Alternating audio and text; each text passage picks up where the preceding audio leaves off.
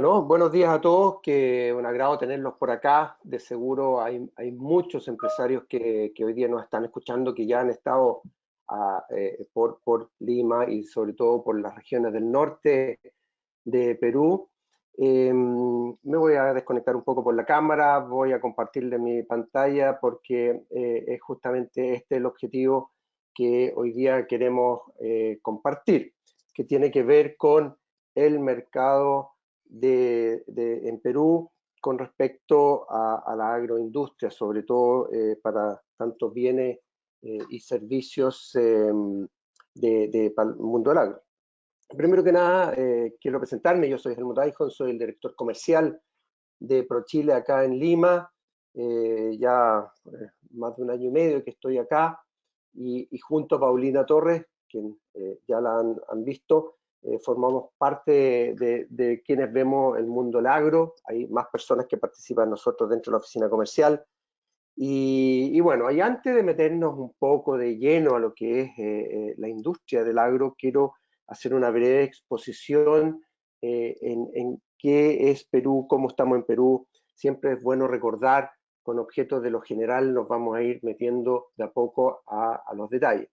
Y en ese sentido, hoy día Perú, como todos los países, están pasando por una fase compleja con el tema del COVID. Por lo tanto no está exento de la coyuntura. Para recordar un poco, Perú es un país en cuanto a superficie de 1,8 veces Chile, una superficie de 1.287,85 mil kilómetros cuadrados, en donde destaca tres zonas muy relevantes, y esto sobre todo para el mundo del agro es muy relevante, que es el sector oeste, en la costa, toda esa franja amarilla que vemos en ese mapa, en donde está toda la agroindustria. Ahí está concentrada la agricultura, es más, en cierta forma, un sector que se ha venido desarrollando los últimos 20, 25 años fuertemente, y ha dado origen a este gran sector que es la agroindustria, la exportación de la agroindustria, en donde ha pasado a ser el segundo sector de motor de la economía. El primero, recordemos que es la minería; el segundo la agroindustria, grandes motores de generaciones de empleo ambos, y gran generación de inversiones extranjeras, como también la generación de divisas. Hacia el centro vemos todo lo que es la sierra. La sierra es equivalente a nuestra cordillera de los Andes, ¿cierto? Con una bajada no tan alta tal vez como en algunas zonas tenemos nosotros, y hacia el este todo lo que es la Amazonas, ¿cierto? Es un país que podemos decir casi como un continente, y eso por los pueblos originarios, etnias o comunidades, como se les menciona acá, en donde tenemos 71 distintos pueblos originarios. Es muy importante esto porque en el fondo define que es un país complejo porque participan distintas culturas, distintas costumbres. Así también son 24 departamentos, regiones, nosotros tenemos 16, y va aumentando así sistemáticamente la cantidad de provincias y municipios. Por lo tanto, no es algo simple como a veces vemos en Europa, países pequeños, planos. No, acá hay una mezcla de factores, climas distintos, culturas distintos y realidades totalmente distintos de unas ciudades a otras, ¿no? Recordemos que Lima es el país más grande, es la ciudad más grande, y le sigue Arequipa, donde Lima concentra prácticamente 11 millones de habitantes, y Arequipa, la segunda, baja un 10% de eso, 1,2, 1,3 millones de habitantes. Por lo tanto, también lo hace ser muy centralizado en lo que es Lima. Avanzamos un poco con respecto a lo que es la economía.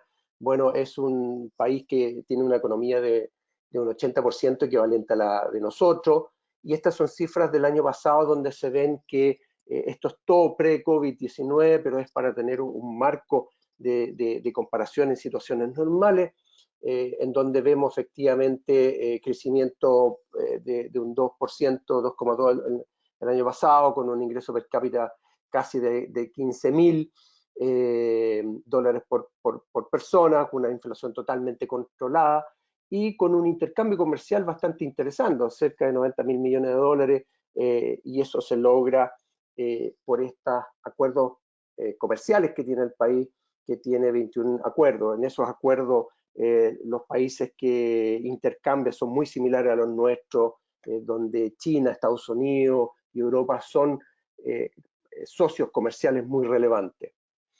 Si uno ve ahora la mirada de comercio exterior Chile-Perú, también es una relación muy sana y en crecimiento. Ya la variación del año pasado con respecto al año anterior, al 2018, incrementó en todas sus líneas favorable, digamos, a la balanza comercial hacia nosotros, pero un intercambio comercial que excede ya, o sea, prácticamente los 3.000 millones de dólares, y nosotros con exportaciones tanto de bienes y servicios de 1.800 millones. Y es interesante eso porque al mismo tiempo hay una segunda derivada de esta relación comercial que tienen ambos países que se puede ver ya en la inversión extranjera efectuada por capitales chilenos en Perú, que desde el año 90 a la fecha ya excede los 20.000 millones de dólares. O sea, esas empresas en algún momento también exportaron y después se fueron instalando y pasaron a ser empresa peruana al tener su tax ID acá. Y eso también se basa en la buena relación comercial que tenemos, un acuerdo complementario económico que se estructuró ya hace más de 20 años, ¿cierto? En el 98, el ACE 38, que después da origen al Acuerdo de Libre Comercio en el 2006. Y lo han acompañado otros acuerdos, por ejemplo, el de doble tributación, el de exención de doble tributación, de que si una empresa es peruana, bueno, no tiene que tributar en Chile y viceversa, si está allá no tiene por qué estar tributando dos veces. Eso favorece bastante con objeto de que los costos fijos al final empiezan bajando. Y por supuesto, al igual que Chile, Colombia y México, Perú también pertenece a la Alianza del Pacífico, y ahí el acuerdo marco de Alianza del Pacífico, que ya fue firmado en 2014, también contribuye al desarrollo del comercio exterior. La pregunta ahora es esta, ¿no? Todo muy bonito hasta diciembre del 2019, pero se nos viene este tema. Entonces uno dice, ¿dónde estamos con respecto a la economía en este mundo de COVID este año y el próximo?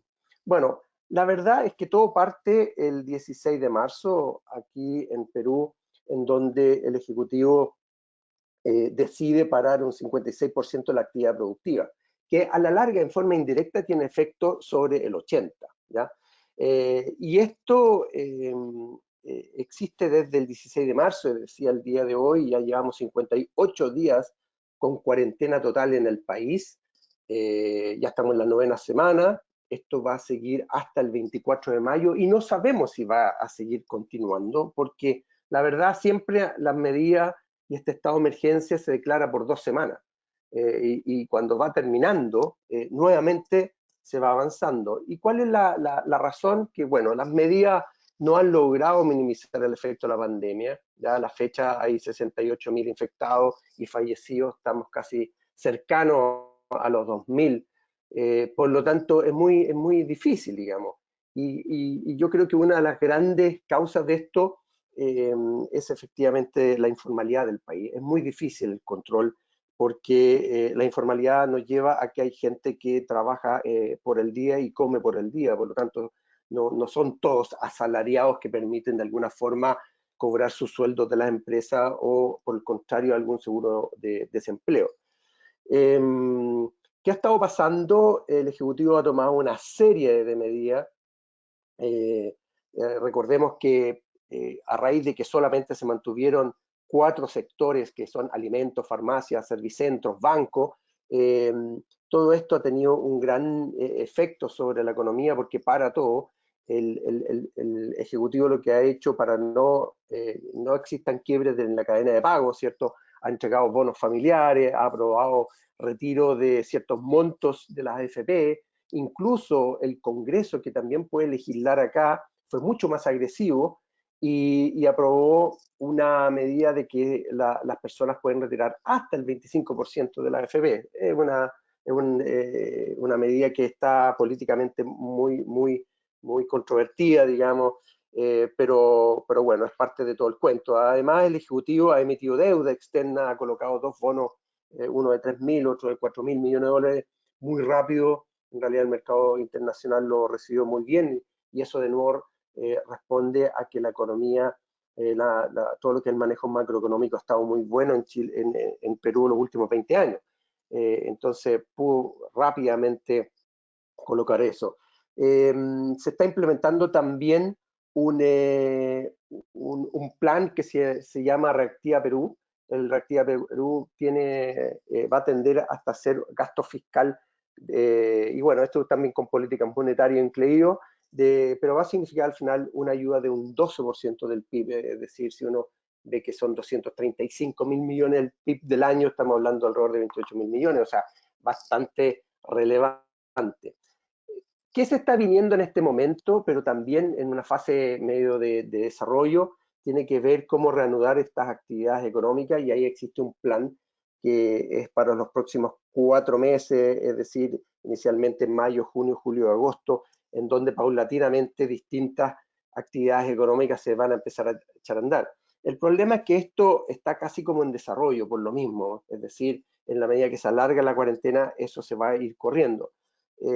Pero lo que es la gran minería, la pesca, la construcción, todo se está yendo a e-commerce. Se pretende que el transporte nacional de personas en junio ya pueda manejarse a nivel doméstico, a nivel dentro del país, y se esperaría, según dice Mincetur, que tal vez por ahí el Ministerio de Transporte también, que tal vez el internacional podría ser julio-agosto. La verdad es que no se sabe. Eso son todas voluntades como todos queremos, pero no se sabe porque efectivamente aquí quien realmente la lleva es COVID-19, y él va a marcar la pauta como en todo el mundo. El mercado Oreca muy golpeado, ¿cierto? Eh, Porque además está todo suspendido, o sea, grandes actividades donde puedan reunirse personas como un partido de fútbol o actividades de una feria como solíamos hacer nosotros. La verdad, las cosas están totalmente descartadas, y lo hace muy difícil. En resumen, ¿qué están diciendo las consultoras privadas? Acá tenemos a Macroconsult. Esto es un estudio que ellos hicieron. Están diciendo que el PBI va a bajar 12% más o menos, y la verdad es que se ha ido alargando y ya se está hablando de un 15% este año, con un salto en el próximo, ¿ya? Nuevamente, yo creo que esto va a depender mucho de cómo se vaya desarrollando este tema. Y con respecto al agro, que es a dónde nos interesa, desde dónde queremos ir nosotros, bueno, estas son noticias del día de ayer. No se ha visto mal hasta ahora, y tampoco se prevé que va a estar tan malo, ¿ya?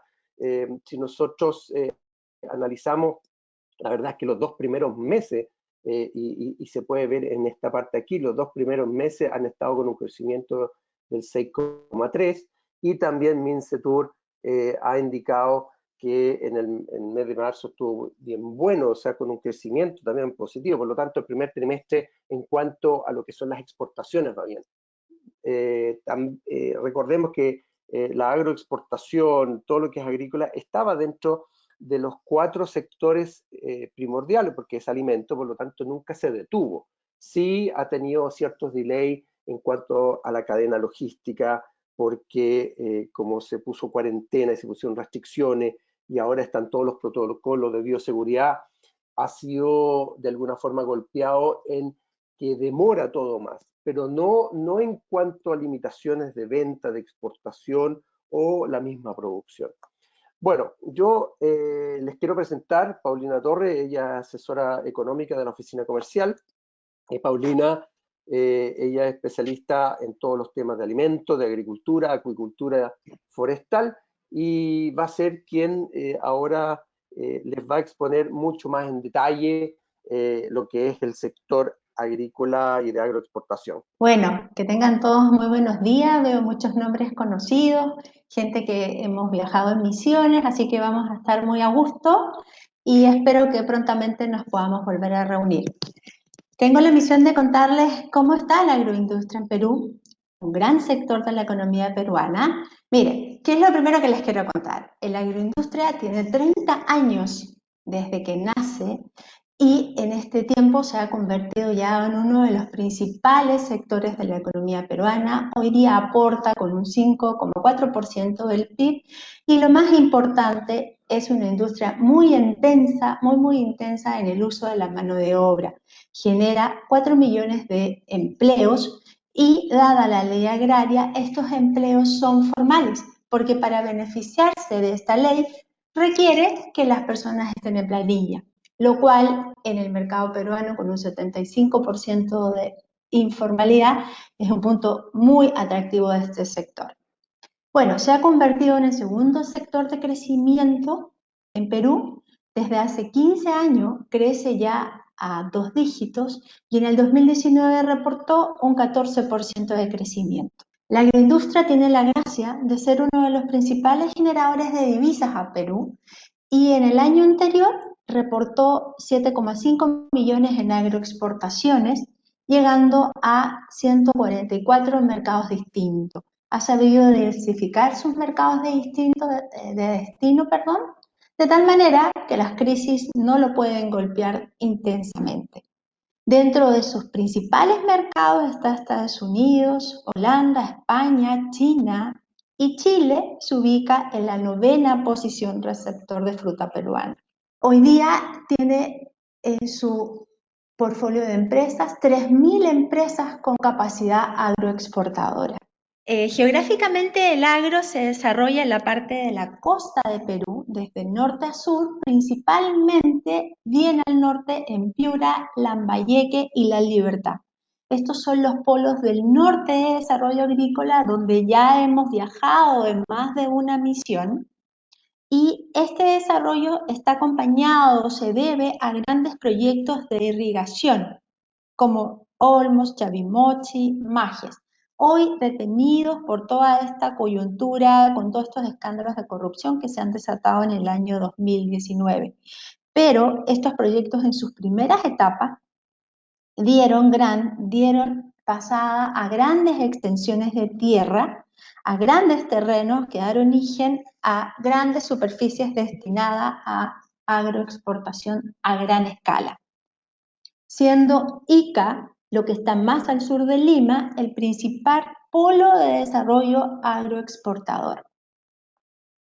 También quise compartirles en esta oportunidad el ranking de las agroexportadoras que al 2019 compartieron las 10 primeras agroexportadoras.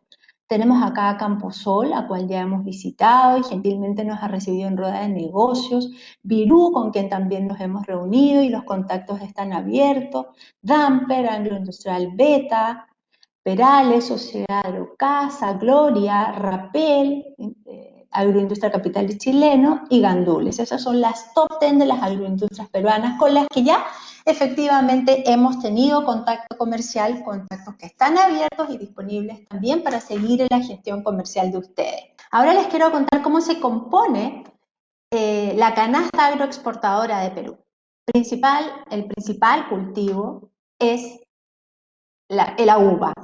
La uva es el principal cultivo de la agroindustria peruana y su zona geográfica donde mayor se da es en el norte y en Ica. Este cultivo hoy día se encuentra a una transición de una uva sin pepa, dadas las tendencias del mundo, para allá vamos caminando.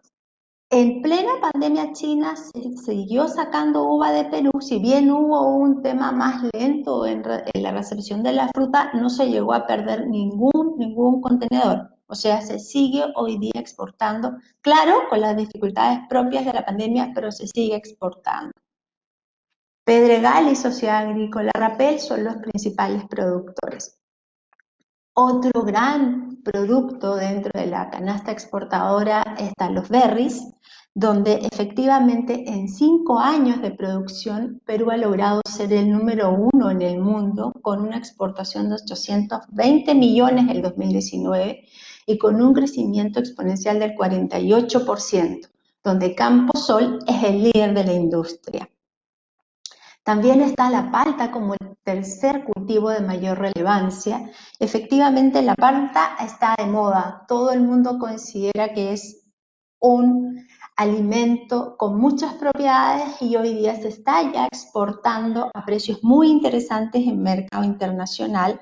La campaña está iniciando, ya Perú está sacando sus primeras contenedores con algunas dificultades, pero ahí va, se va efectivamente ya iniciando la exportación de la palta.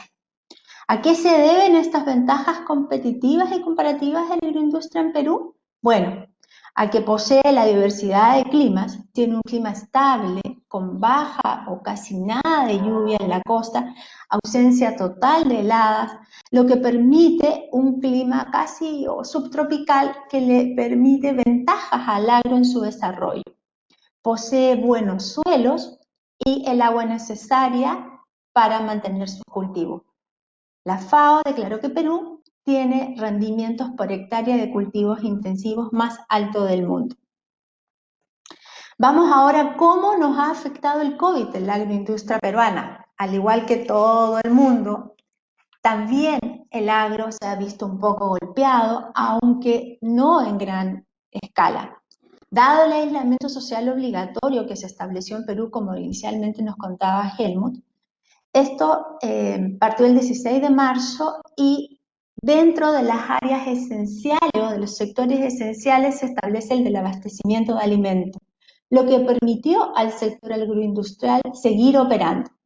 AGAP, el principal gremio agroexportador local, declara que la industria sigue operando con el personal indispensable para garantizar su operación. En este escenario, se prevé que el impacto en la agroindustria no sea mucho, no se prevé un año malo, debido a dos razones principalmente. La primera es que la canasta agroexportadora, la campaña se da en el segundo semestre. Si bien hay una exportación hoy día de uvas, mangos y palta, esto es reducido entre los meses de enero y julio. Lo fuerte viene en el segundo semestre. Por otro lado, el mundo se tiene que seguir alimentando y hoy día la tendencia es a una alimentación más saludable. Por lo tanto, la conclusión es que el sector agroindustrial no se verá fuertemente golpeado. Ya hay cifras oficiales. Mincetur publicó que en el mes de marzo la agroindustria creció en un 7,6%. Efectivamente, aparecen retos, y retos muy interesantes y muy atractivos para nuestra oferta exportable. ¿Cuáles son estos retos? ¿Cómo se va a dar en este segundo periodo, en este segundo semestre, la cosecha? Muy intensiva en la mano de obra. ¿Qué pasa en los packing, donde efectivamente las personas trabajan muy cercanamente, hombro con hombro, y se cruzan de zona a zona? Actividades que, dado el COVID, no se van a poder desarrollar con la naturalidad que lo estamos haciendo, que estamos acostumbrados. Entonces, se abren oportunidades inclusive de cómo sacar al mundo los espárragos, cultivos que llegan por avión, que ya los vuelos están restringidos. Todas estas oportunidades, todos estos impactos van generando oportunidades hacia la automatización, hacia la robotización, hacia la mecanización de muchos de los procesos en las áreas productivas. Lo que quiero pasar a contarles ahora son dónde hemos encontrado o dónde se presentan las oportunidades para la agroindustria en Perú. Las oportunidades de agroindustria están básicamente en los dos primeros puntos, que son los medulares para nuestra oferta exportable. La costa peruana tiene 1 millón de hectáreas con riego. De estas, solo 200.000 son para agroexportación. Por lo tanto, existe todo un proceso de reconversión del agro hacia un agro mucho más tecnificado, que requiere una transformación. Pasar a cultivos con mucho potencial para agroexportación. Esto se lee efectivamente como una gran oportunidad para toda nuestra oferta exportable de agrotech, de máquinas, de herramientas, de fertilizantes, de semillas, bueno, todas aquellas empresas de bienes y servicios que puedan acompañar en este proceso de reconversión.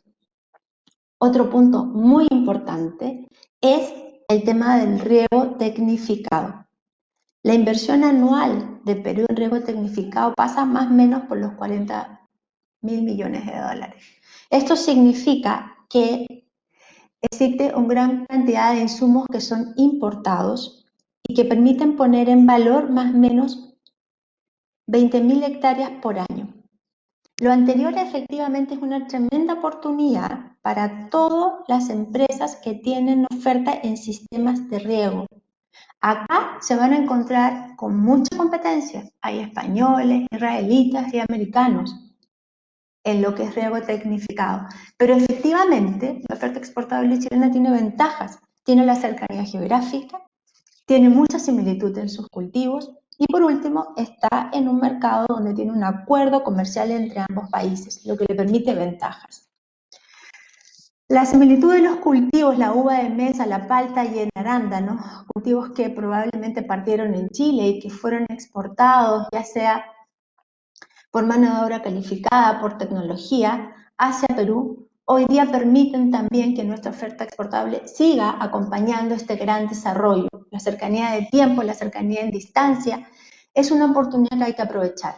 Por otro lado, los proveedores de todo tipo de servicios con alta capacidad de innovación y uso de tecnología es lo que hoy día está en boga. La digitalización en el agro es real y está latente. Por lo tanto, todo lo que sea tecnificación, robotización y digitalización es la tendencia. También hemos preparado ya dentro de la cadena productiva, que es la última lámina de nuestra presentación en agro, que podría ser para nosotros como oferta exportable dónde están nuestras principales ventajas. Efectivamente aparece el uso eficiente del agua. Si bien Perú no tiene el problema de sequía que hoy día enfrenta Chile, requiere administrar de mejor manera este recurso de agua dulce que se pierde de los ríos de la costa, llega al mar en la época del invierno boliviano.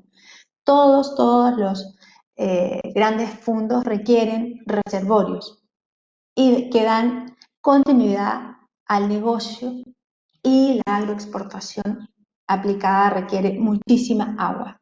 También el crecimiento urbano hace que la agroindustria cada vez esté más en zonas desérticas y en la sierra, por lo tanto requiere de mucha infraestructura. Si pasamos a la siembra, observamos recambio varietal, por ejemplo, en uva. Hoy día la tendencia es a especies que si no tengan variedades sin pepa, variedades patentadas con mejora genética que permiten cultivos al año de plantada. También en siembra todo lo que es de la digitalización del sector agrario, el uso de la digitalización en los procesos, el uso de satélites, drones, sensores para medir agua, humedad, temperatura, son muy usados en los sistemas de gestión y que son altamente demandados hoy. Por otro lado está en los cultivos el tema de sanidad. El clima que hoy día tiene Perú, el clima que tiene Perú, subtropical, tiene muchos beneficios, pero también atrae muchísimo a las plagas, los contagios. Y en eso Chile tiene mucho que aportar. Efectivamente, se ha trabajado mucho acá con el SAC en la mosca de la fruta, pero efectivamente existen otros temas en sanidad que están pendientes y que son necesarios manejar. También hay grandes oportunidades en el uso de mano de obra. La agroindustria es una industria intensiva en mano de obra y esta requiere tecnificarse, robotizarse en muchos procesos que hoy día, dada la pandemia que estamos viviendo, no van a poder ser tan intensos en el uso de mano de obra. Acá se ofrece un tremendo desafío. Las tareas de cosecha, ¿cómo se va a dar ahora con el aislamiento social? Los packing, ¿cómo van a operar ahora? Ofrecen oportunidades urgentes para mecanismos de mecanización en estos procesos, la aparición de la robotización en la cosecha. Bueno, en definitiva, disminuir la mano de obra en el agro es una tarea y es una tarea pendiente y necesaria hoy día. Nosotros, como oficina comercial, hemos recibido ya consultas en temas de capacitación a la industria. ¿Cómo podemos lograr una mano de obra altamente especializada? Todo lo que es sistemas de administración de personal, RPs, son cosas que, EPPs para el personal en campo, son cosas que son altamente demandadas. Por otro lado, en la post cosecha, es uno de los eslabones que hoy día la agroindustria peruana está en muy buen pie, en muy buen pie. Pero es también donde se puede establecer como un periodo crítico en la cadena productiva. ¿Por qué? Porque después le toca a la fruta al salir del packing encontrarse con lo que Perú carece hoy día, que es la infraestructura. Hay deficiencia en carreteras, a la fruta le cuesta mucho llegar a puerto, hay deficiencia en puertos y esto por lo tanto también genera muchísimas oportunidades en lo que es post cosecha. En cuanto a envases y embalaje, hoy día ya la tendencia, dado el COVID, es a la generación de envases unitarios. Por lo tanto, nacen todos los días nuevas oportunidades para nuestros proveedores en envases y embalaje. Bueno, ¿qué tiene de bueno todas estas cosas que nos está trayendo la pandemia?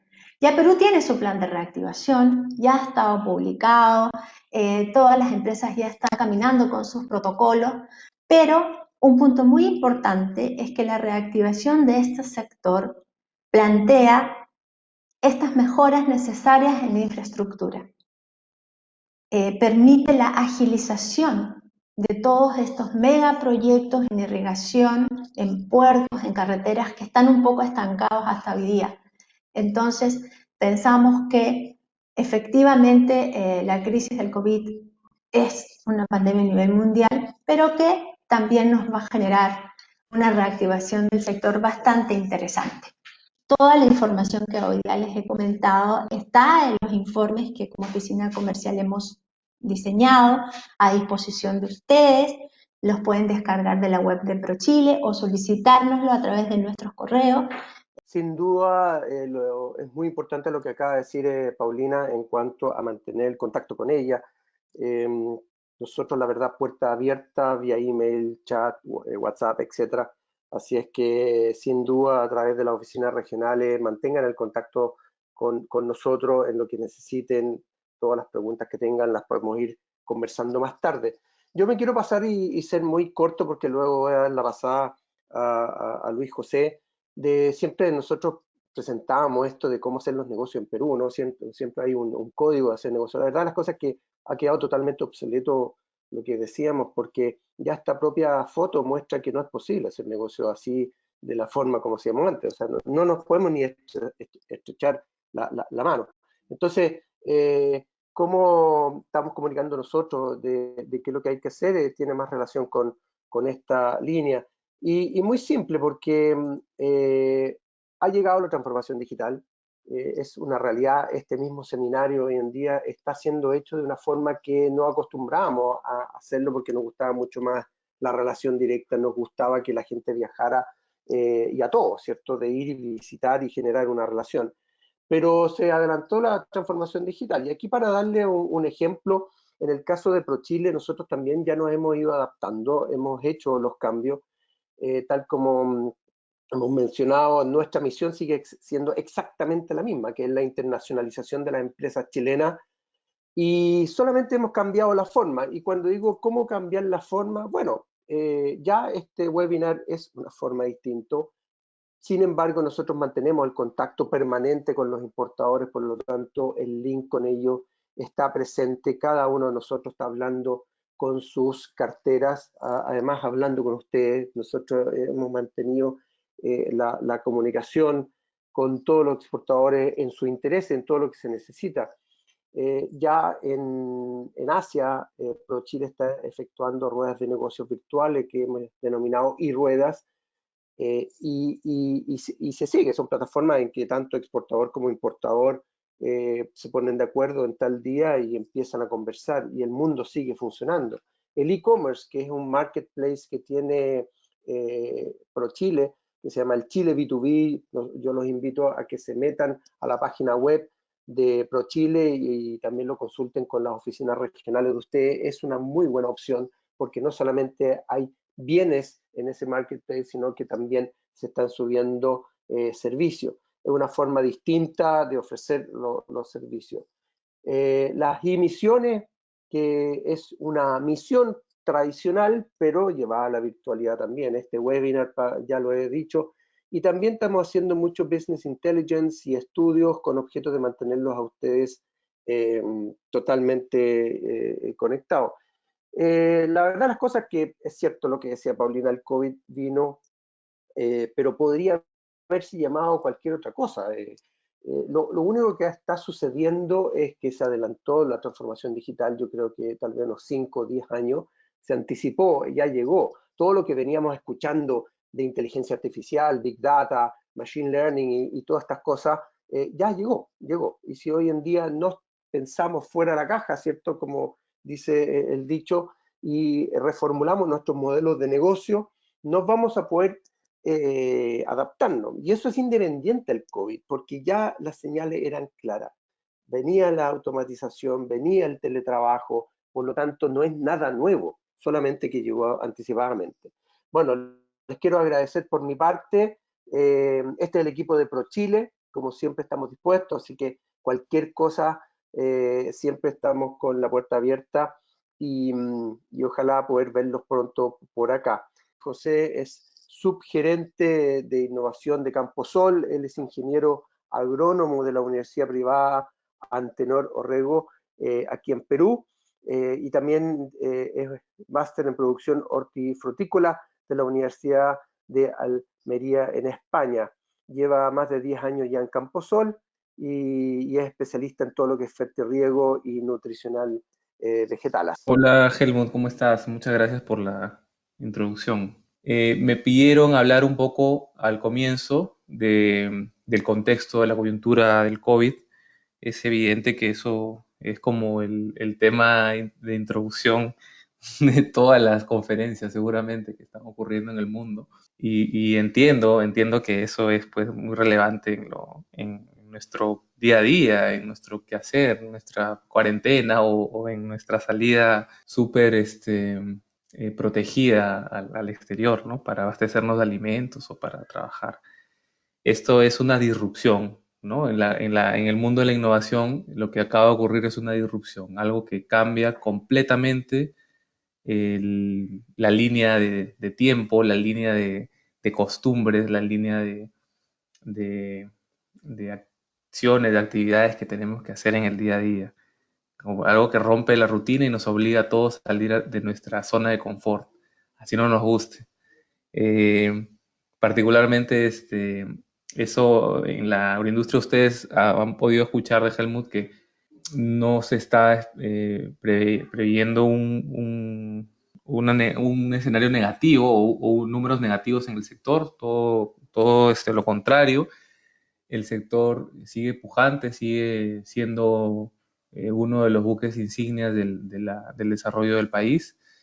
Es algo muy esperanzador para la salida de esta crisis que nos ha caído. Es un sector que demanda bastante mano de obra, que da mucho trabajo y que, bueno, puedo confirmar que los números son ciertos, ¿no? En marzo el sector ha sido el único que ha crecido en el Perú.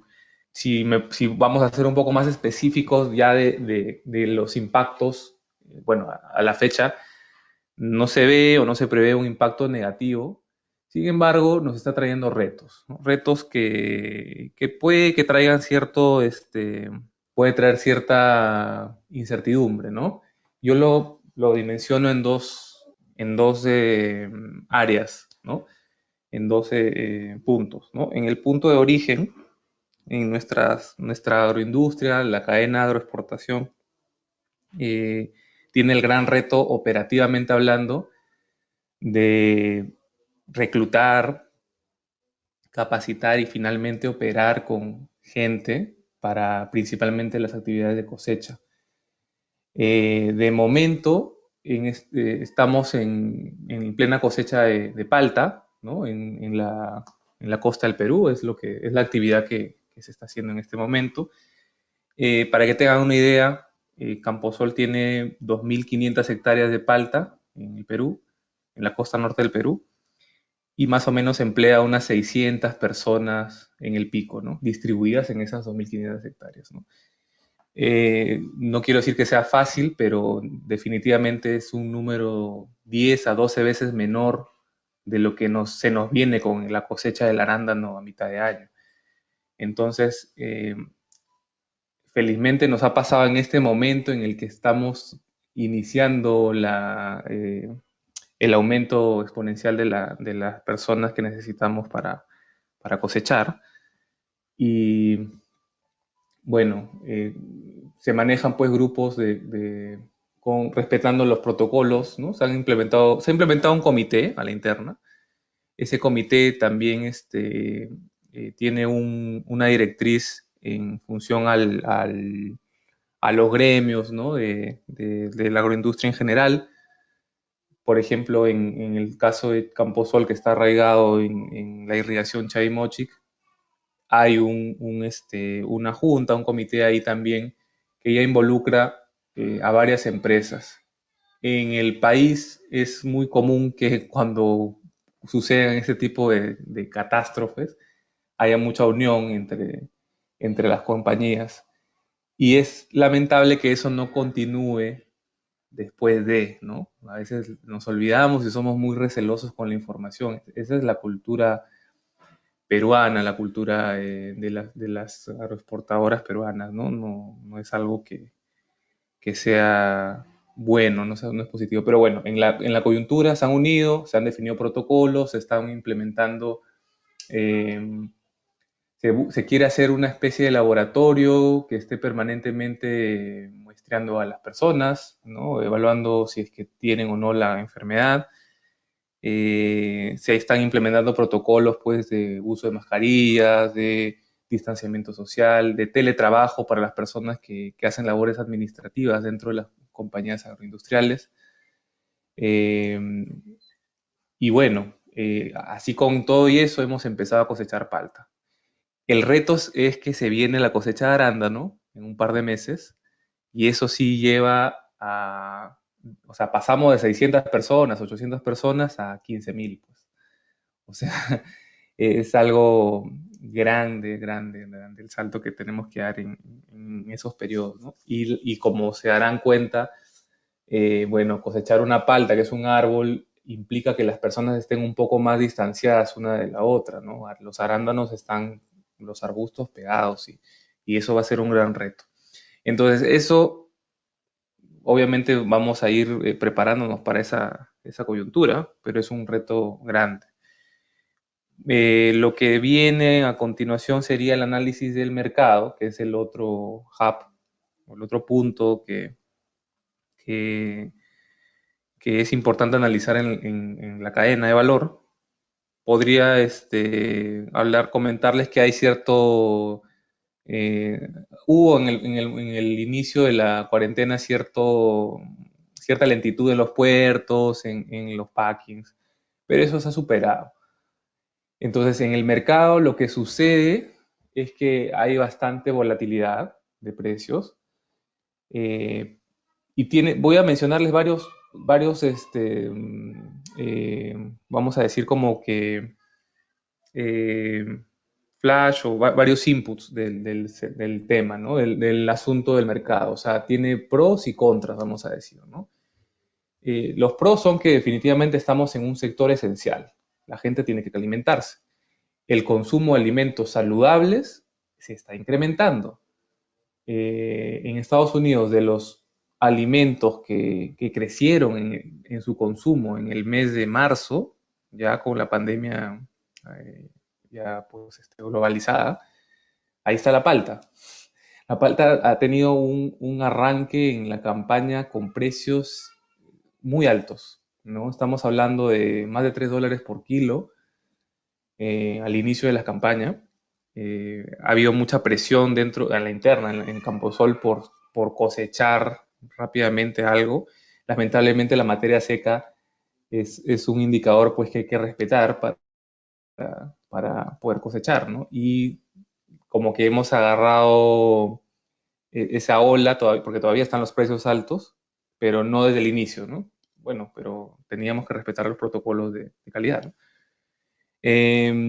Entonces, esos son los pros.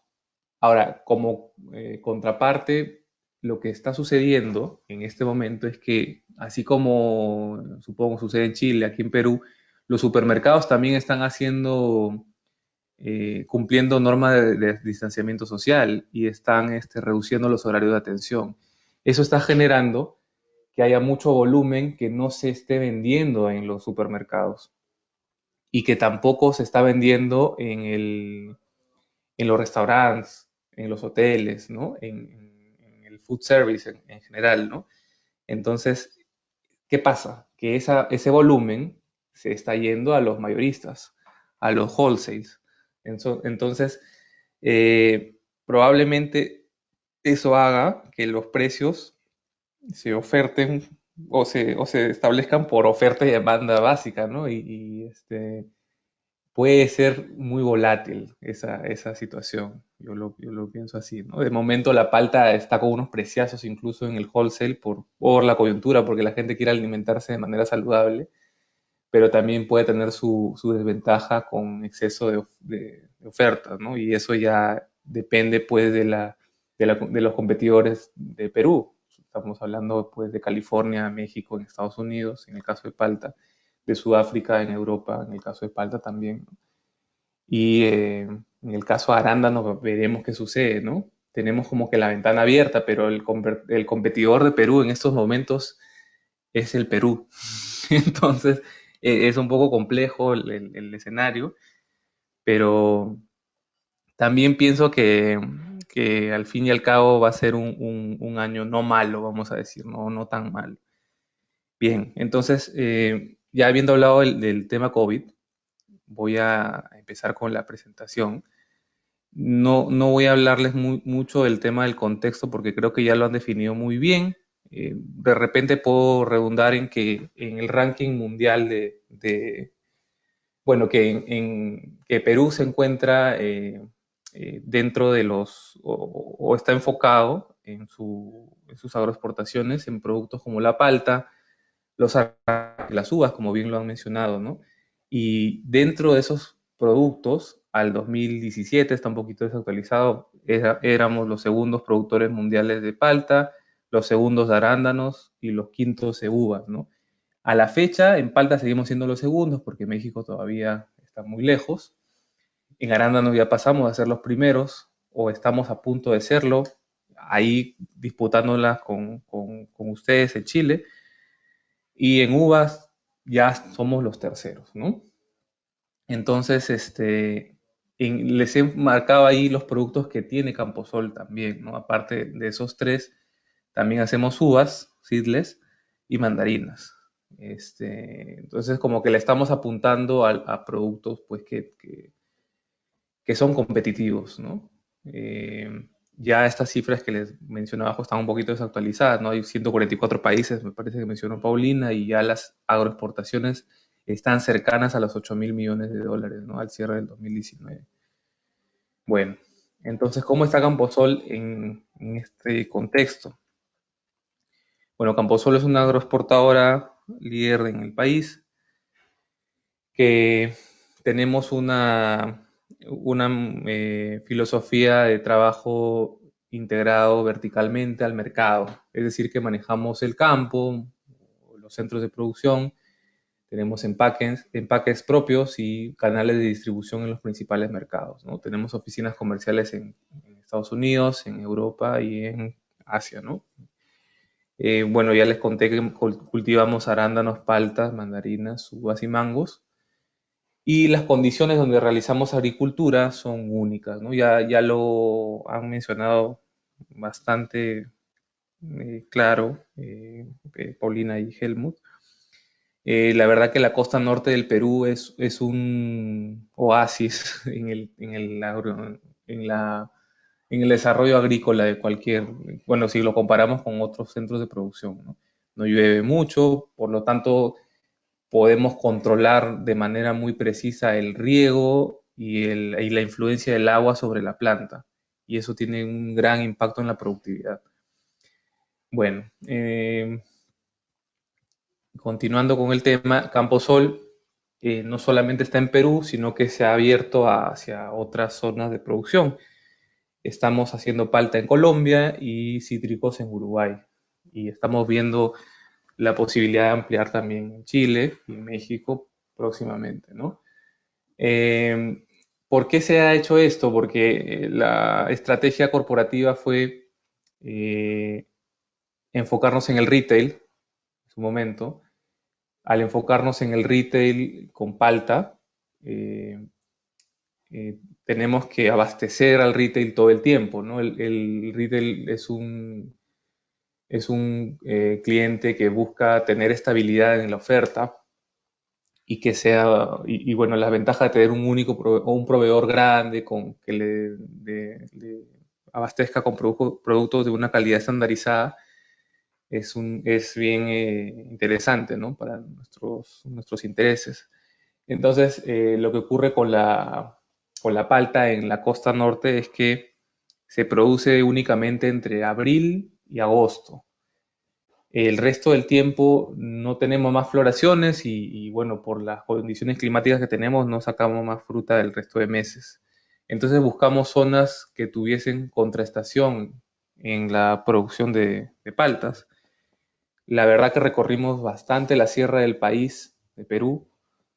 Tuvimos lamentablemente un contexto arisco, no pudimos consolidar proyectos en esas condiciones y finalmente salimos a Colombia, ¿no? Y ya en Colombia tenemos cerca de 2.000 hectáreas cultivadas y eso se prevé pues que para el 2025-2026 duplique la oferta de la compañía, ¿no? Más o menos la compañía en estos momentos produce 40.000 a 50.000 toneladas de palta al año. Entonces prevemos llegar a las 100.000 toneladas en, bueno, en los próximos 3, 4 años. Con los cítricos ocurre algo similar. O sea, lo que buscábamos en Uruguay es tener una campaña extendida en la parte temprana de la ventana del hemisferio sur. Bien. Bueno, ya metiéndonos un poquito más en los temas de IDI, los agronegocios que tenemos, o los agronegocios en general, se potencian a gran velocidad en estos momentos, ¿no? ¿Se puede ir más lejos en la agroindustria? Por supuesto que sí. O sea, la verdad que tenemos que enfocarnos en adaptar los cultivos, adaptar procesos, en el aumento de la competitividad, de la productividad, en sacar nuevos productos, ojo, y en las nuevas tecnologías, como ya bien lo han mencionado. Este gráfico lo quiero mostrar a manera de resumen y un poquito para enfocar en qué campos es conveniente enfocarse para innovar en la agroindustria, ¿no? En los agronegocios. Una agroindustria sostenible, vamos a decir que tiene 6 pilares de ataque. El más importante es la genética. Yo les puedo decir que enfocarse en tener nueva genética, ya sea mediante alianzas estratégicas con centros de breeding o mediante la implementación de programas de mejoramiento genético propios, es clave porque puede ser que en estos momentos uno vea los grandes negocios que son la uva, la palta, el arándano, pero, o sea, a ver, voy a sacar de lado la palta y ya luego les explico por qué, pero todos los demás cultivos tienen un crecimiento exponencial en una variedad de calidad, ¿no? Que sea ampliamente consumida. Entonces, pongamos el ejemplo de la uva, por ejemplo, por mencionar, ¿no? La uva arrancó un gran negocio en función a la variedad Red Globe, la podemos recordar, gran demanda en Asia, muy grande, buen sabor, buen crunch, pero tiene semilla.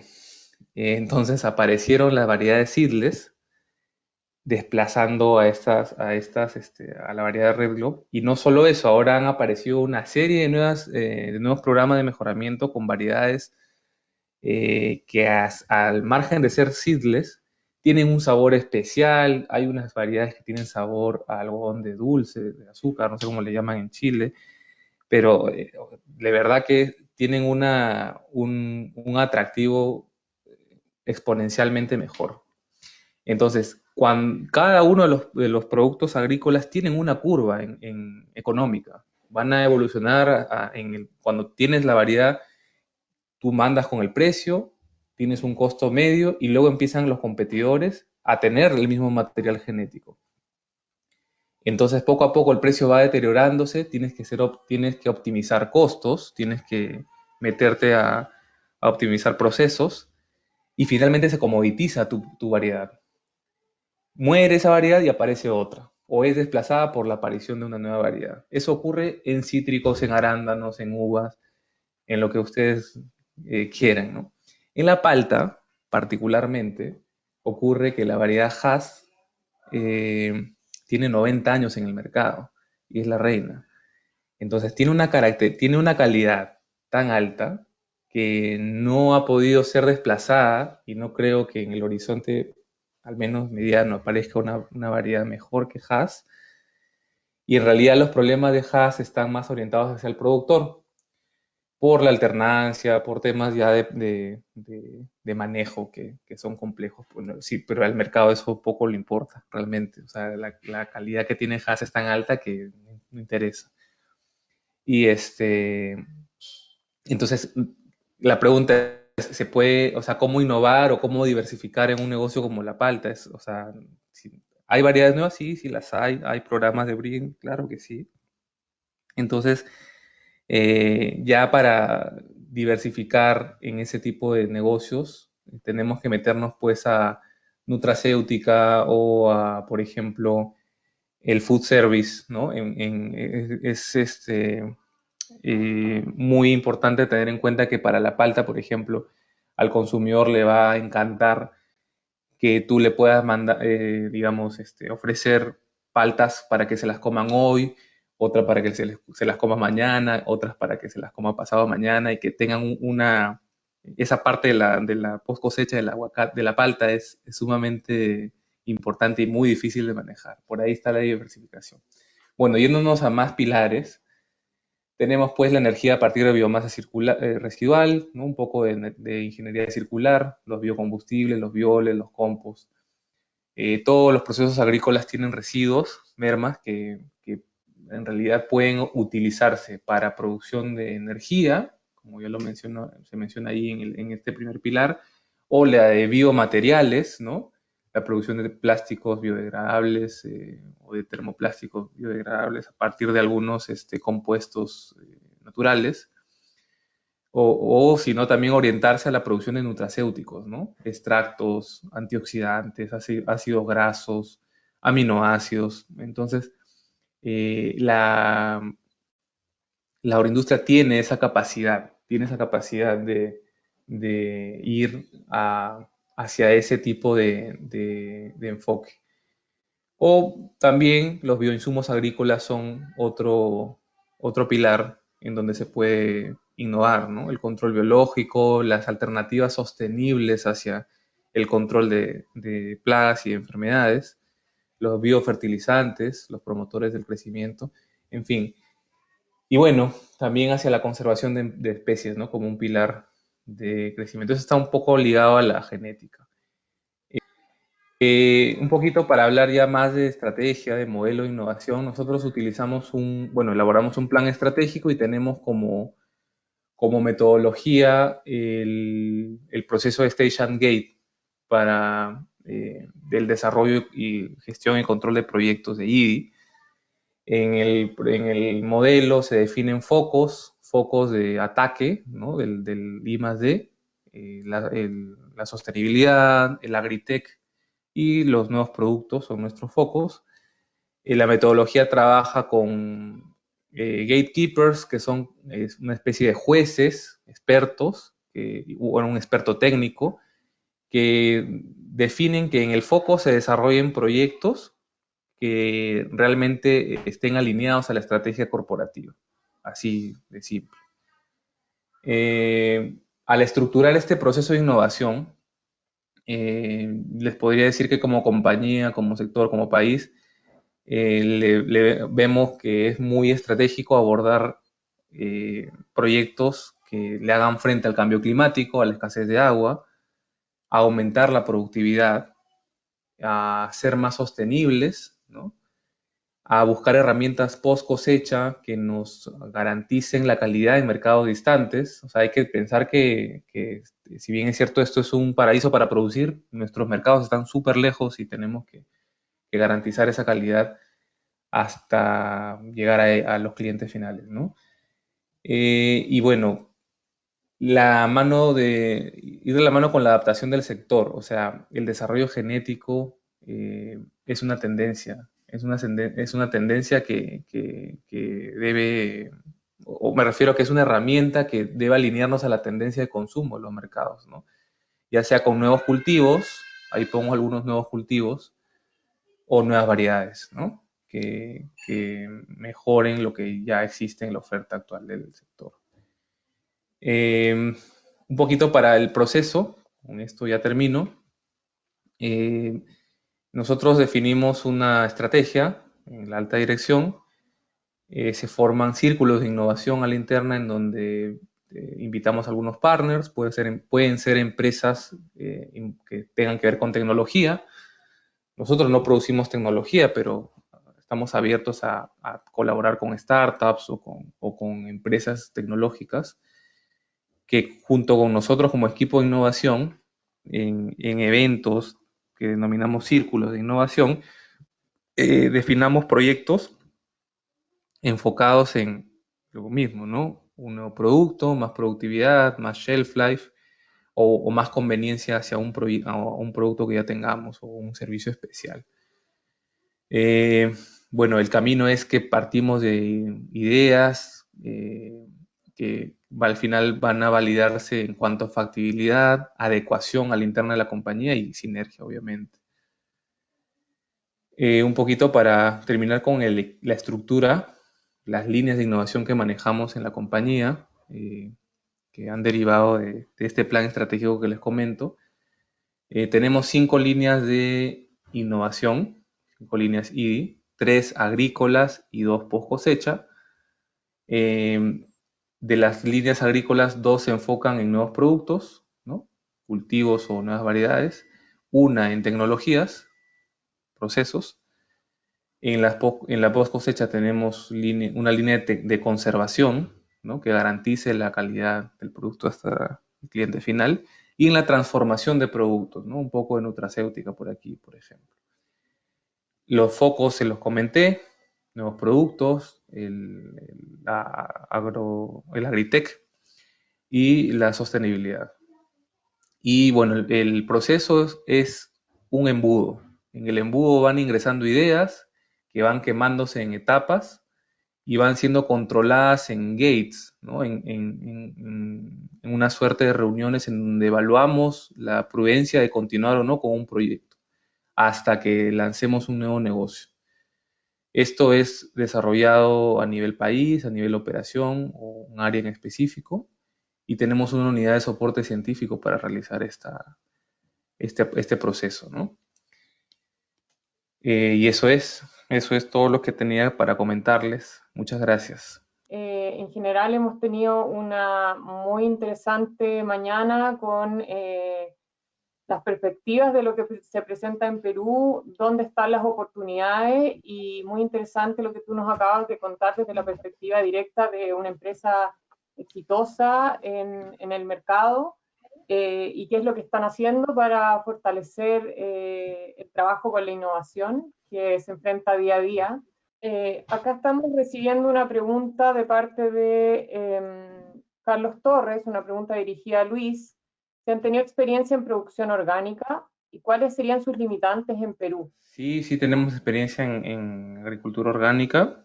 En efecto, tenemos de las 2.600 hectáreas de arándano, manejamos 400 en certificadas como orgánicas. O sea, que les quiero decir que sí es factible, que sí se está haciendo en arándano, en palta no tenemos esa oportunidad, no hemos desarrollado esa fortaleza, pero es un reto en el sentido de que los suelos de la costa son muy pobres. No hay lluvia y bueno, en general el clima es muy benigno, pero los suelos son salinos. Bueno, hay que manejar pues una suerte pues, de manejo de riego, pero hay que hacer fuertes incorporaciones de materia orgánica y utilizar productos orgánicos, pues, ¿no? Entonces, es un reto, es posible, es costoso, es costoso. Yo diría que sí es un diferenciador, o sea, que sí vale la pena involucrarse en algo por el estilo, ¿no? Pregunta a Luis, me imagino, si contratan servicios de empresas extranjeras. Por supuesto, sí. A ver, miren, un poco para ponerlas en contexto, algunos de nuestros proyectos de I+D los estamos trabajando con empresas de fuera, ¿no? Hemos trabajado con Bosch, hemos trabajado ahora con una empresa sudafricana también, hemos trabajado con una startup de Israel, muy chiquitita, pero con un proyecto súper interesante de polinización.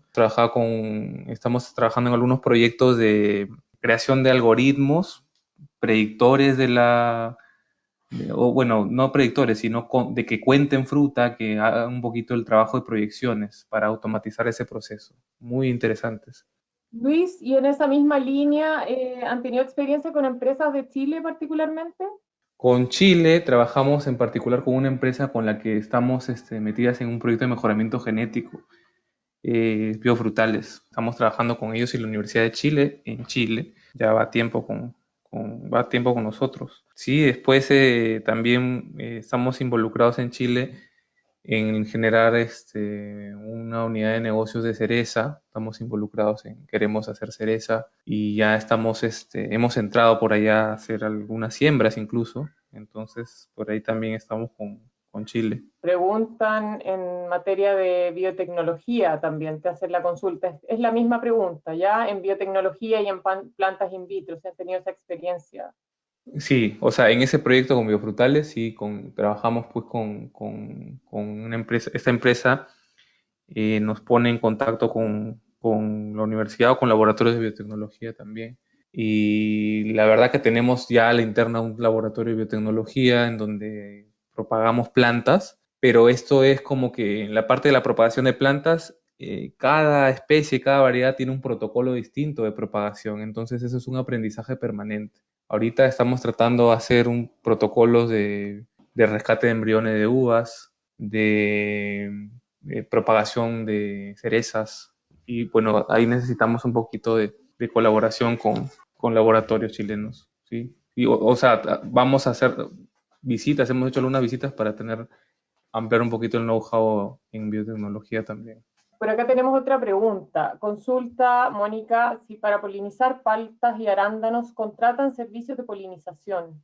A ver, lo que se hace en polinización es trabajar con productores de colmenas de abejas, ¿no? Entonces, de colmenas, ¿no? Entonces, hay muchas microempresas que tienen abejas y se contrata su servicio por la temporada de floración de palta y de arándano.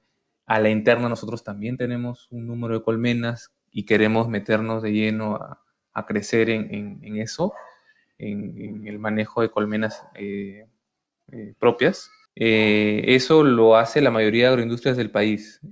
Lo que bueno, pero estoy viendo que han aparecido algunas startups, algunas empresas que están haciendo polinización mediante ciertas herramientas tecnológicas muy interesantes. Esa es un poco la que les cuento de esta empresa de Israel, ¿no? Sí, por acá la misma persona que preguntaba dice que monitorean por IoT las colmenas durante la polinización. Yo creo que aquí No, hay está muy bastante, interesante eso. sí, Está muy interesante. interesante. Estamos Sí, a pasarte luego sus contactos. Ya vamos a ver sí. nosotros que eso te llegue la información. Consultan por acá si utilizan tecnologías o herramientas para decidir cuándo y cuánto regar. Sí se utilizan, de hecho, eso siempre es un tema de debate. En particular, en el Perú, esto es un poquito una autocrítica, hay gente o la mayoría de los productores saben mucho del riego por tecnificado, del riego por goteo, y sus metodologías de riego las tienen como que muy bien llevadas, muy arraigadas, y no se dejan ayudar mucho por las herramientas tecnológicas. Esto es una autocrítica al sector en general. Yo he probado muchos de esos equipos y me parecen súper interesantes. Eh, Sin embargo, la gente que está en operaciones, que a veces está mucho tiempo en el asunto, no se deja mucho influenciar por ese tipo de tecnología. No digo que sea imposible, pero yo finalmente pienso que eso es importante que se tecnifique, que se utilice la tecnología para hacer eso. Yo sí soy promotor del tema. Y en el caso de la experiencia que tú mencionabas, ¿ustedes utilizan herramientas propias o contratan algún tipo de Se solución? contratan, o sea, no, se contratan. Hay herramientas de todo tipo, se contratan, obviamente, sí. O sea, incluso hay proyectos, hay servicios que los ofrece la misma Telefónica acá, o alguna de esas operadoras de Entel también, que ya un poquito están desarrollando esos paquetes de servicio mediante la implementación de equipos con chip. Bueno, y después también he escuchado de algunos emprendimientos ya más pequeños, pero utilizando plataformas y nubes propias, ¿no? ¿Cómo funciona Internet en el campo peruano? Bien, hay muchas antenas de 3G, 4G cerca al menos en la costa. En la costa sí hay buena cobertura. O sea, no es excelente, ¿no? Pero sí hay buena cobertura. Por acá preguntan si tienen Ujú. sistemas de registro automático de labores y cosecha a través de NFC. A través de NFC. Yo supongo que deben ser RPs. Bueno, la verdad que ahorita han aparecido plataformas que están enfocadas en optimizar, más que optimizar, en controlar el ingreso, el tareo de la gente, ¿no? Sí, hay mucha oferta de ese tipo de tecnología. Paulina comentó sobre la inversión peruana en riego tecnificado. ¿Existen actualmente cursos de especialización en riego tecnificado o al menos interés o necesidad de mayor especialización? Sí, efectivamente, es una de las aristas que más se está requiriendo en el mercado peruano. De hecho, estamos empezando a trabajar con la Asociación de Riego, la RIR chilena, y es donde va la gran demanda peruana por tema de riego tecnificado. Así que todos los procesos de capacitación, perdón, también es una arista que está abierta. Nosotros como oficina comercial, como les comentaba, sí hemos recibido solicitudes de acompañamiento para desarrollar mano de obra especializada en agro. Entonces, efectivamente es una lista que está muy abierta a recibir oferta exportable. Para ir cerrando, yo tengo una consulta que me gustaría preguntarle a Luis, dado que el trabajo con países como Perú es bastante relacional, es decir, es súper importante ir al mercado, han sido las recomendaciones que siempre nuestra oficina les ha dado a las empresas. ¿Cómo ves tú esta nueva forma de relacionarse ahora que no tenemos esta herramienta de viajar? Obviamente en algún minuto esto se va a retomar, pero ¿cómo ves tú este tema de las herramientas virtuales en este nuevo escenario? Pues yo considero que en realidad los seres humanos somos seres que nos adaptamos a lo que ocurra en nuestro entorno. Entonces, pienso que si bien es cierto ha sido duro, la manera en la que estamos relacionándonos es claramente una adaptación global.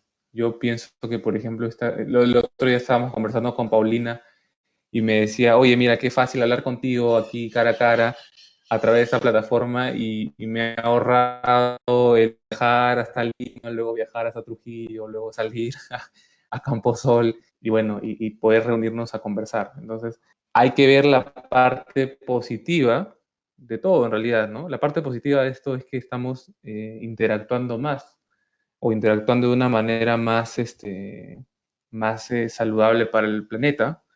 Estamos interactuando de una manera más frecuente incluso. Quizás al final la parte, digamos, el reto es que tenemos que ser muy concisos, muy claros, desarrollar metodologías de comunicación que garanticen que hay buena comprensión, que buen entendimiento, y ahí quizás las cosas técnicas son difíciles, ¿no? O sea, que por ejemplo asistamos ahorita a un evento de mejoramiento genético de una tecnología súper nueva, va a ser un poquito difícil. En realidad, lo que hay que hacer ahí es adaptarnos y de repente hacer videos presenciales. El otro día asistí a un webinar de cómo volar un dron, muy interesante. Entonces, yo creo que nos vamos a adaptar, que al fin y al cabo vamos a salir de esta. Y bueno, ya luego retomaremos los viajes, ¿no? Última pregunta por acá, y con esto yo creo que cerramos. Preguntan, ¿cómo conocer la cadena de distribución del mercado agrícola en el Perú? La cadena de distribución. A ver, un poquito para poner en contexto todo el tema. Parte desde los viveros, ¿no? Hay viveros, hay incluso programas de breeders ya instalados en el país. Luego, en realidad, la cadena de distribución es bien, bien sólida. Por eso es que ven esos crecimientos pues, interesantes en el sector, porque todo como que ya está abordado, ¿no? La gente, los recursos, los insumos, los servicios. Hay mucha presencia de empresas chilenas, de empresas mexicanas, de capitales europeos también por aquí y americanos. Chinos todavía no tanto, no los he visto. Pero bueno, en general la cadena es como que está bien estructurada y yo creo que hay espacio, siempre hay espacio para ingresar, para, digamos, ser abordada por más y más empresarios, ¿no? Porque es un crecimiento sólido el que se nota en la agroindustria.